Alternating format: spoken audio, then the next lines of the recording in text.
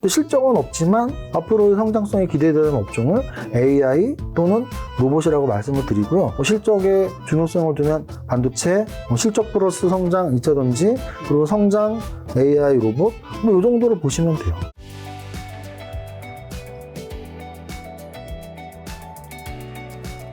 자, 그럼 2차 전지 말고 또 사야 될 섹터 어디라고 보세요, 그러면? 지금 아까 전에 3분의 1은 뭐 2차 전지 해되면 나머지 딴 데 하라고 하셨으니까 딴 주머니가 또 있으실 것 같아서요. 개인의 그런 성향 차이가 분명 있습니다. 근데 이제 제가 성장성 또는 이익성 이런 걸 봤을 때 2차 전지는 지금 딱 현재 그 중간이라고 보시면 돼요. 무슨 뜻이냐면 이익성이 굉장히 큰 건 반도체겠죠. 반도체의 저퍼주가 굉장히 많습니다. 반도체의 저퍼주가 굉장히 많은데 성장성이 지금 좀 밀려 있는 거죠. 반대로 이익은 진짜 하나도 안 나는데 성장성으로 밀어붙이고 있는 업종들이 있어요. 지금 로봇하고 AI예요. 그리고 그 중간이 전기차라고 보시면 돼요. 전기차는 이미 이익이 나고 있죠. 왜? 아까 제가 차트 보여드렸던 2017년, 2018년 그 당시는 2차 전지 실적이 별로 없었어요. 그때 성장성으로만 주가가 5배, 10배씩 올랐던 거고요. 지금은 그 성장성 플러스 이익까지 수반되고 있는 거죠. 그리고 반도체는 과거 삼성전자만 사면 무조건 수익나 그 시기가 삼성전자의 성장성이 있었던 때고요. 근데 메모리는 어느 정도 성장성이 끝난 거는 모두가 공감하시잖아요. 성장성이 안 끝났는데 감사하니 말이 됩니까? 성장성이 끝났으니까 감사하는 거잖아요. 그런데 삼성전자는 새로운 동력이 있겠죠. 바로 비메모리. 그래서 비메모리 쪽이 얼마나 성장할지의 여부가 삼성전자의 저는 앞으로의 주가 평가 여부라고 보는데 그래서 약간 보수적이신 분들은 저퍼주가 반도체에 많으니까 또는 AI 반도체나 비메모리 반도체, 엔비디아 관련주들 공부 열심히 하실 분들은 반도체에서 그런 키워드를 찾으시고 저퍼주인데 좋은 재료도 있는 반도체주 찾으시면 그게 또 하나의 3분의 1이 될 수 있고요. 또 하나의 3분의 1은 지금 뭐라 그랬죠? 실적 좋은 반도체. 가운데 실적과 성장 둘 다 잡은 2차 전지. 실적은 없는데 성장만 앞세우는 업종이 있어요. 근데 실제 그 업종들이 2배, 3배, 4배가 올랐어요. 올해 들어서 AI하고 로봇이죠. 그 AI하고 로봇도 제가 여러 번 말씀을 드렸어요. 작년에도. 왜냐하면 저는 성장제에 투자라는 책도 썼고 성장제에 관심이 많기 때문에 AI 로봇은 늘 관심 갖고 있는 분야인데 지금 당장 실적이 없잖아. 맞습니다. 제약바이오는 지금까지도 실적이 없지만 3년 전, 5년 전에 주가가 10배, 20배씩 올랐어요. 그러니까 제가 말씀드리고 싶은 건 실적만 본다면 반도체가 더 좋다니까요. 근데 성장까지 가미하면 2차 전지잖아요. 근데 실적은 없지만 앞으로의 성장성이 기대되는 업종을 AI 또는 로봇이라고 말씀을 드리고요. 그 이유는 명확하게 있습니다. 이 두 가지 업종은 앞으로 우리나라 3년 내, 5년 내 지금보다 훨씬 중요한 산업이 될 거고요.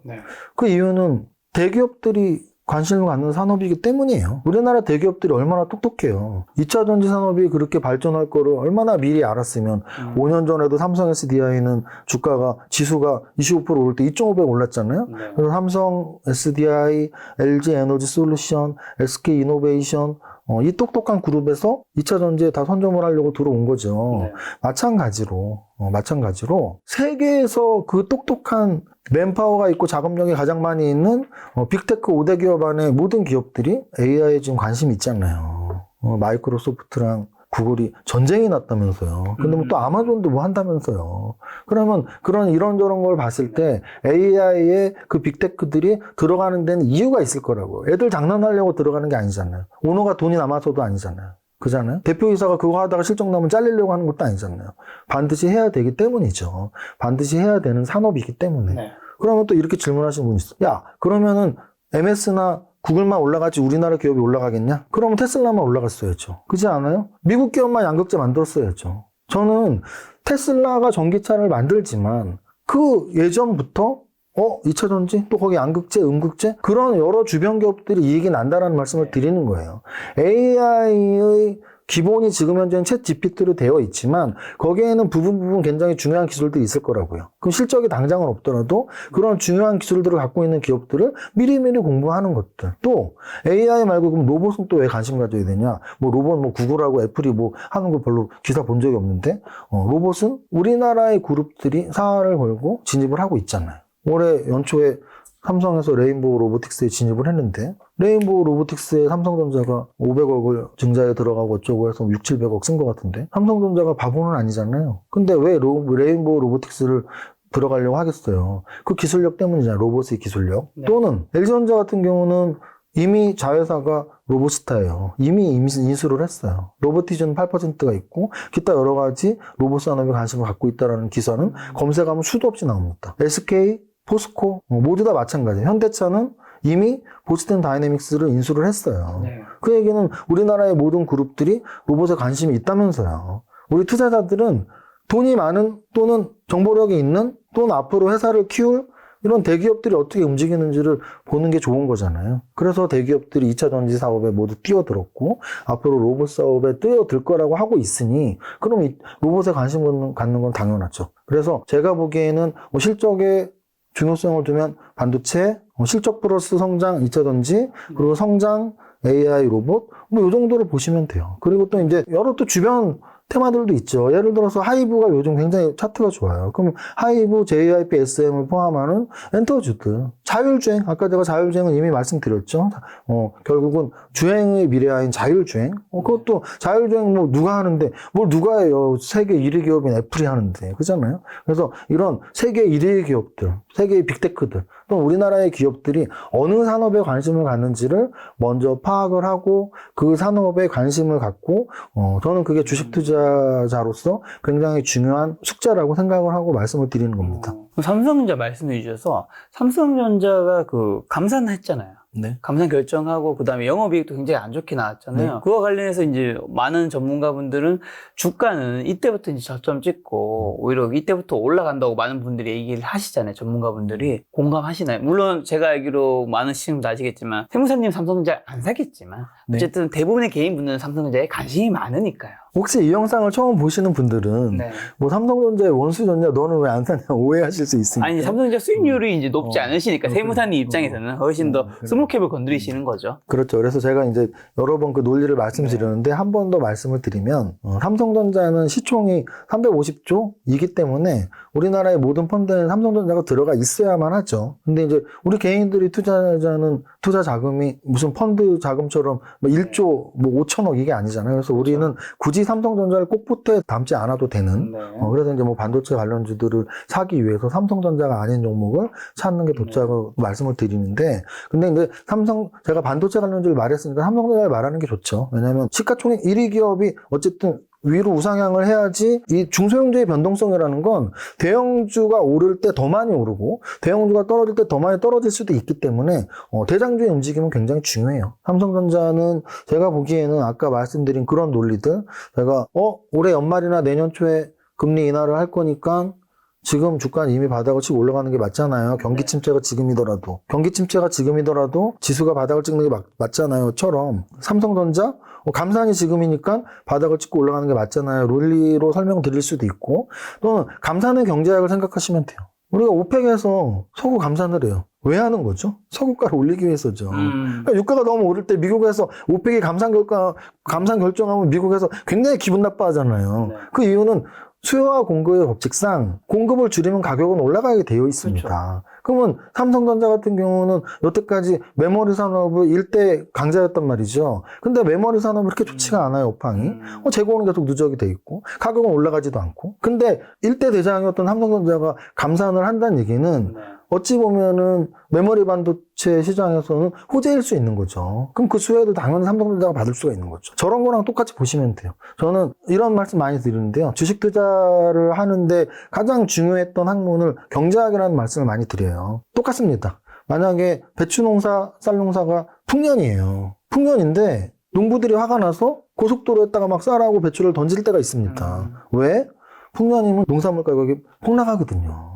오히려 일정 부분이 없어야지 물건 가격이 안정이 돼 올라가요. 그래서 정붐이라는 말이 괜히 있는 게 아니죠. 쌀을 너무 많이 만들면 쌀 가격이 안 올라가니까 정부에서 쌀을 사주는 거죠. 마찬가지로 저는 삼성전자의 감산이 어찌 보면은 이런 경제학적 논리가 없으면 야 얼마나 경기가 안 좋으면 적게 만들면 이제 망하는 거 아니야? 네. 근데 아까 말씀드렸던 쌀, 배추값을 올라가려면 그 양이 적은 게 유리한 것처럼 삼성전자의 감산이 그렇게 나쁜 결정만은 아니다라는 말씀을 드리는 거고 또 경기 침체가 지수의 바닥인 것처럼 삼성전자의 감산 결정은 마지막 단계란 말이죠. 그러면 거기에서 바닥을 찍고 올라갈 확률은 분명히 있다는 말씀 드리고 또 하나 메모리에서의 감산이잖아요. 근데 결국은 중요한 건 반도체에서 메모리보다 앞으로는 더더욱더 시스템 반도체를 넘어서 지금 AI 반도체라는 말이 나왔단 말이에요. 그러니까 AI 반도체와 시스템 반도체에 지금 삼성전자가 계속 힘을 쏟아야 돼요. 그건 당연한 거고. 그래서 저는 삼성전자가 실적으로 메모리, 거기에 성장성으로 시스템 AI 쪽으로 간다면 주가가 그래도 좀 좋은 흐름을 띌 수도 있다. 왜냐하면 결국은 제가 오늘 큰 틀, 탑다운 큰 틀로 지수는 바닥을 찍은 것 같아요 라고 말씀드렸잖아요. 그럼 지수가 바닥을 찍었으면 종목들은 우상향을 해야 되잖아요. 그럼 실제로 삼성전자가 우상향을 요즘에 하고 있는지를 보면 되잖아요. 삼성전자도 9월에 5만 원을 찍었고 1월 달에 5만 5천 원을 찍었고 지금 6만 5천 원에 와 있습니다. 그러니까 지금 감산을 했다고 해도 주가 별로 빠지지도 않아요. 그러니까 최악의 경우를 지나가고 있고 삼성전자도 정배열로 돌리고 있고 거래소 지수도 정배열로 돌리고 있고 전체적으로 시장은 좋다라는 게 저의 결론이에요. 얼마 전에 나왔던 영업이익도 어떻게 보면 이제 뉴스 입장에서는 악재인 거잖아요. 악재도 주가가 더 이상 많이 안 빠지는 거면 거기가 저점이라고 볼 수 있는 거 아닌가요? 그것도 아까 말씀드린 SBB 사태랑 비슷한 거죠. SBB 사태가 났는데도 미국이나 우리가 뭐 한 일주일 빠지다 만 것처럼 삼성전자 영업이익이 박살이 났어? 근데 지금 주가는 안 떨어지고 있거든요. 이미 다 선반영이 되고 있는 거죠. 이미 다 선반영이. AI하고도 좀 관련이 있을 것 같기도 하고 성장주의 대표적인 거였다가 요즘에 워낙 많은 사람에 대해서 관심이 멀어진 두 종목 네이버와 카카오는 어떻게 보시나요? 지금은 네이버 카카오는 솔직히 말씀드리면 정확한 표현이에요. 사람들한테 관심이 멀어진. 네, 이제 잊혀진 것 같아요. 그러면 과연 시장에서 잊혀지는 게 좋냐 안 잊혀지는 게 좋냐에서 계속 말씀드리지만 단기 매매의 관점, 예를 들어 여기서 단기는 절대 하루가 아니고 야 너 단타 치는 애냐? 아니에요. 주식 25년을 했고요. 5% 지분공시를 해본 적도 있습니다. 절대 단타자가 전 직업이 세무사인데요. 재무제표도 잘 보는 투자자입니다. 근데 제가 말씀드리고 싶은 건 단기 매매와 중장기 투자의 차이를 말씀드리는 건데 단기 매매는 꼭 하루에 샀다 팔았다가 아니고 저는 뭐 한 달까지도 단기 매매라고 봐요. 그렇잖아요. 그러면은 단기 매매 뭐 오늘 사서 한 일주일, 2주일, 한 달 보는 사람은 네이버 카카오를 쳐다도 안 볼걸요? 당연한 거 아닌가요? 일단 차트가 정배열도 아니고요. 거래량도 죽어 있고요. 슬금슬금 흘러내리잖아요. 어떻게 보면 삼성전자보다도 차트가 더 약해요. 아까 제가 그랬죠? 뭐라고 잘 기억해 보세요. 아까 지수 차트보다 강한 차트에서는 오히려 단기적으로 접근을 하고 지수 차트보다 약한 종목은 그냥 중장기로 갈 사람들은 가라. 그러면 네이버 카카오는 지금 단기적으로는 하나가 재미가 없을 때입니다. 지금 사서 한 달 안에 얘가 막 50% 오르겠다? 그러려면 차라리 2차 전지를 접근하는 게 낫죠. 왜냐하면 걔네는 변동성이 위로도 50% 올라갈 수 있고 아래로도 뭐 빠질 수 있으니까. 근데 얘는 아래로도 50% 빠질 일도 없고 한 달 안에 위로도 50% 오를 일이 없어요. 변동성이 죽어 있으니까. 그러니까 이런 종목은 단기 매매로 적합하지가 않습니다, 일단. 그럼 그 다음, 중장기 투자로 적합하냐는 이제 공부를 하셔야죠. 그래서 얘네의 성장성, 즉, 플랫폼 산업의 성장성, 플러스 얘네의 재무제표, 그런 것들을 보면서 여러분들이 판단을 하셔야 되는 거고, 제가 뭐 네이버와 카카오를 지금 중장기적으로 매수할 타이밍이다, 아니다라는 말씀까지는 드리지 않겠습니다. 최근에는 제약바이오가 너무 오래 쉬었다. 네. 2차전지 다음에 제약바이오가 이제는 좀 꿈틀거릴 때가 됐다라고 얘기하시는 분들이 조금씩 늘어났던 것 같아요. 네, 맞습니다. 세무사님은 어떻게 보세요? 저도 그렇게 생각을 합니다. 제약바이오는 두 가지로 구분을 해야 돼요. 실적이 좋은 제약바이오가 있고 실적이 안 좋은 제약바이오가 있고 우리가 실적이 안 좋은 애들은 대부분 신약개발 회사라고 보면 되고요. 신약개발이 아닌 실적이 좋은 제약바이오는 대부분이 우리가 다니는 병원들, 얼굴과 관련된 치과, 피부과, 성형외과. 치과, 피부과, 성형외과 관련주들은 굉장히 지금 높은 영업이익률을 갖고 매출도 증가하고 차트도 신고가를 치는 애들이 꽤 많습니다. 그 이유는 여러 가지예요. 일단 제약바이오 산업이 좋은 이유는 성장성이 진짜 높아요. 매출이 막 매년 2배씩 오르는 회사들도 있고 심지어 영업이익률이 뭐 30%, 50%씩 나오는 회사들이 있으니까. 그러면 이제 그런 기업들 중에 코로나 리오프닝과 합쳐져 갖고 치과, 피부과, 성형외과 같은 애들은 좀 많이 오른 상태예요, 지금. 매수 시선이 아니고, 팩트로 그냥 현재 어느 정도냐만 본다면, 예를 들어 덴티움 같은 경우는 대표적이죠. 이게 덴티움 차트거든요. 덴티움도 지금 뭐 한 7만원, 8만원에서 16만원까지 얘도 2배 올랐어요. 그러니까, 제약바이오가 다 안 좋은 게 아니고, 이런 류의 종목들, 예를 들어서, 이런 종목들. 최근에 왜 이렇게 급등했나요? 7만원에서 10만원까지, 뭐 한 30분, 거의 뭐 한 달 만에. 그러니까 이런 종목들이, 왜인지는 얘 개별 자료를 찾아봐야 되지만 어쨌든 아까 말씀드린 리오프닝 플러스 피부과, 성형외과, 치과에서 영업이익이 높은 애들은 대부분이 이런 차트예요. 예를 들면은 이런 종목들 이것도 이제 성형외과 관련주란 말이죠. 그럼 이런 것도 뭐 2,000원에서 지금 거의 뭐 8,000원까지 와 있으니까 그래서 제약바이오 중에서 영업이익률이 높고 피부과, 성형외과, 치과는 되게 많이 올라 있다. 근데 이제 이렇지 않은 종목들이 대부분 신약개발 종목들이고 이제 아까 질문의 뉘앙스는 이렇게 오른 종목을 질문하는 건 아니실 겁니다. 그래서 이제 안 오른 신약개발에 국한시켜서 말씀을 드린다면 제가 여태까지 책을 세무책 빼고 주식책만 4권을 썼거든요. 근데 주식책에서 제가 제약바이오주를 그 업종을 비유한 얘기가 있어요. 비유를 어떻게 했냐면 제약바이오 산업은 맛있는 식당이라는 말을 썼습니다. 맛있는 식당이라고 어떻게 왜 썼냐면 우리가 맛있는 식당을 연상을 한번 해보세요. A와 B 식당이 있어요. A 식당은 맛있고 B 식당은 그냥 맛이 뭐 고만고만합니다. 네. 맛없으면 당장 망해야 되니까 그냥 고만고만. 근데 둘 다 백반이 10,000원인 거죠. 네. 그럼 당연히 우리는 A 식당으로 갑니다. 그렇죠. A 식당 손님이 너무 많죠. 근데 A식당 사장이 올립니다. 12,000원으로. 그럼 조금 줄지만 그래도 뭐 2,000원 차이니까 하고 갑니다. 네. 뭐 10,000원짜리 그냥 그런 식당 백반보다 12,000원 내고 더 맛있는 거 먹으면 좋죠. 근데 이 12,000원 된 식당 백반 주인이 30,000원으로 올립니다. 안 가겠죠. 김 작가님 안 가시죠? 네. 저도 당연히 안 갑니다. 네. 안 갑니다. 30,000원이면 더 고급집으로 가겠죠. 백반집에 가서 30,000원 내고 그렇죠. 먹진 않을 거예요. 그 얘기가 이제 맛있는 식당의 이론을 제가 만든 이유인데요. 근데 이 30,000원으로 맛있는 식당을 올린 이 식당에서 내가 미친 짓을 했구나. 다시 12,000원으로 내립니다. 네. 그럼 가겠죠. 가야죠. 굳이 뭐, 야, 쟤 30,000원 올렸다 내려서 얄밉네. 이런 생각 할 필요도 없죠. 그냥 가서 맛있게 먹으면 되죠. 바이오가 그런 식이다. 제약바이오는 제가 왜 이런 비유를 드냐면, 최근 2015, 2017, 2020 거의 한 3년에 한 번씩, 2015, 2017, 18, 2020, 2, 3년에 한 번씩 스타가 나오고 템베고가 나왔던 업종이에요. 제가 주식 투자하면서 2, 3년에 한 번씩 템베고가 연속적으로 나오는 산업이 많지가 않거든요. 네. 아까 제가 2차전지 차트 보여드렸잖아요. 2018년에 한 번 움직이고 2020년쯤 움직여서 걔네가 이제 한 3년에 한 번 움직인 거고 제약바이오가 2년에 한 번씩 3번이나 움직였거든요. 네.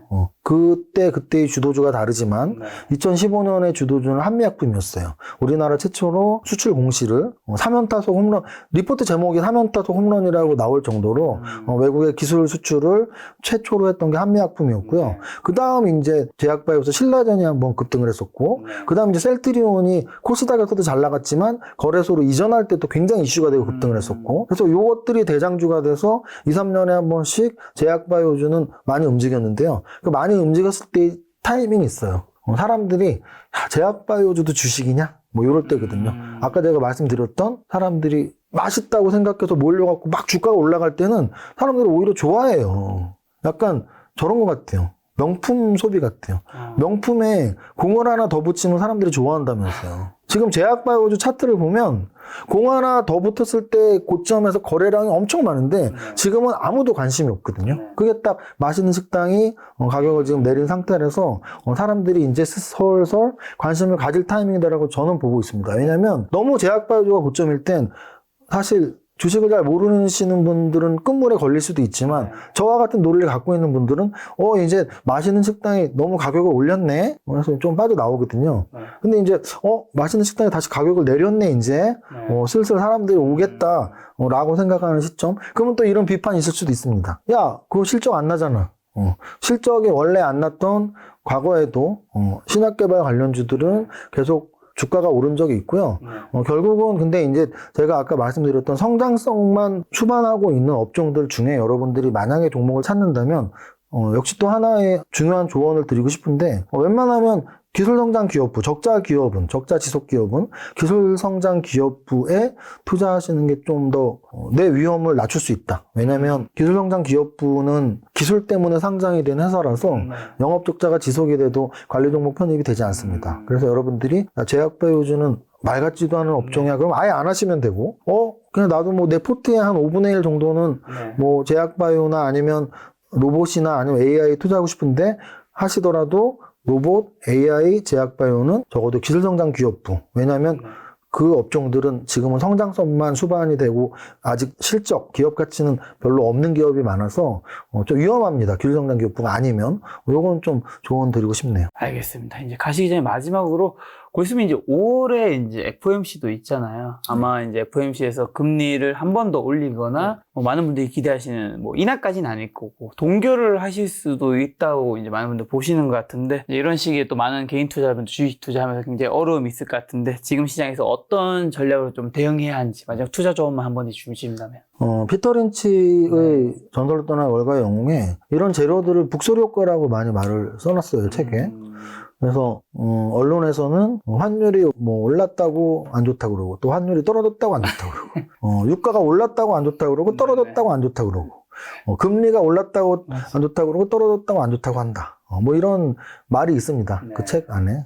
안 읽어보셨으면 꼭 읽어보시죠. 네. 제가 생각하는 스테디셀러들은 반드시 읽을 가치가 있고 저는 거의 1판부터 있어요. 거의 한 20년 전 책부터. 근데 좋은 책들 많이 있으니까. 근데 중요한 건 이 말씀을 왜 드렸냐면 이 재료라는 건 정답이 없어요. 어떨 때는 호재가 될 수도 있고 어떨 때는 악재가 될 수도 있거든요. 잘 기억해 보세요. 작년 1년 동안 1월에도 폭락하고 6월에도 폭락하고 9월에도 폭락했죠.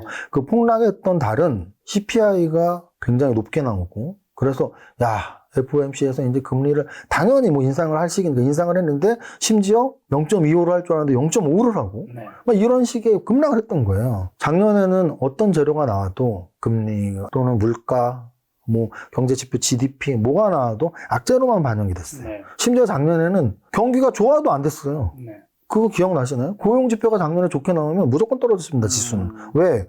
아니, 물가를 잡아야 된다는 얘기는 경기가 안 좋아져야 된다는 얘기예요. 근데 고용이 너무 완전 고용 상태라고? 그러면은 완전 고용 상태면 경기가 좋다는 얘기잖아. 경기가 좋다는 얘기는 물가가 아직 안 잡혔다는 얘기잖아. 모든 게 물가에 초점이 맞춰져 갖고, 아니, 고용이 좋고 경기가 좋고 기업 실적이 좋은데 주식시장에서는 안 좋아. 이게 작년 얘기예요. 근데 올해는 계속 바뀌고 있죠. 올해 지금 금리 인상 뭐 5월달이 처음입니까? 아니잖아요. 근데 지수는 어떻게 돼 있죠? 계속 올라가고 있죠. 올해는 반대예요. 올해는 작년과 반대로 금리를 올려도 금리 올리는 거 거의 다 끝물인데 뭐 경기지표 어떻게 나와도 금리 뭐 이제 다 올렸는데 뭐 이제 뭐 인하만 남은 거 아니야? 뭐 경기침체 온대. 그래 경기침체 오니까 금리 내릴 거 아니야? 뭐 이게 다 계속 호재로서 SVB 사태도 마찬가지예요. 그 은행이 망한 걸로만 나온다면 악재로 영향을 해야 되는데 SVB 사태? 그럼 또 유동성 좀 공급하겠네? 근데 불안한 은행들 유동성 좀 공급할 거 아니야? 그럼 호재. 그래서 작년에는 웬만한 재료들이 악재에 영향을 미쳤다면 올해는 웬만한 재료들이 호재로서 영향을 미친다. 그래서 여러분들이 너무 대외적인 그런 변수들, 작년만큼 금리나 CPI, 고용지표에 목숨 걸 필요 없다. 오히려 기본으로 돌아가서 과연 이 업종, 어느 업종, 또 그 업종에서 내가 한 3분의 1 정도 또는 5분의 1 정도 그 업종의 탑픽 종목은 어떻게 선정을 할까? 이런 자신만의 기본 툴을 만들고 쭉 밀고 나가는 그런 한 해가 되시면 작년보다 훨씬 좋은 한 해가 될 겁니다. 왜? 작년에는 지수가 30% 빠졌던 한 해인데 올해는 이미 뭐 그 절반 이상 올랐고 그리고 앞으로도 크게 빠질 확률보다 아까도 말씀드렸지만 대세의 하락장이 끝났다고 보고 있기 때문에 조금만 공부하시면 충분히 좋은 수익 나지 않을까 생각합니다. 네, 오늘 세무사님이 이야기를 들으면 이제 우리가 수익률을 높이면서도 그것보다도 더 중요한 리스크를 관리할 수 있지 않을까 생각이 들었습니다. 하지만 또 세무사님에게 또 가장 중요한 건 지금 주식 투자 수익률보다 유튜브 구독자 19.9만 명. 여러분이 그 마지막 1000명 채워줄 수 있는 기회입니다. 그럼 마지막 어필 한번 10초만 해주세요. 제가 매일 마감 방송을 하고 있어요. 여러분들이 오늘의 주식시장이 어떻게 끝났는지 탑다운으로 지수 차트 또 어떤 업종들 흐름들을 매일매일 확인을 하고 싶다면 슈퍼게임 이세무사 TV 한번 놀러와 주시죠. 감사합니다. 알겠습니다. 슈퍼게임 이정윤 세무사님의 구독자 20만 명 김작가 TV가 꼭 함께 하도록 하겠습니다. 오늘 만남의 손님은 슈퍼게임 이정윤 세무사님이었습니다. 지금까지 여러분 소중한 시간 함께 해주셔서 정말 감사합니다. 오늘도 김작가였습니다. 고생 많으셨습니다. 감사합니다.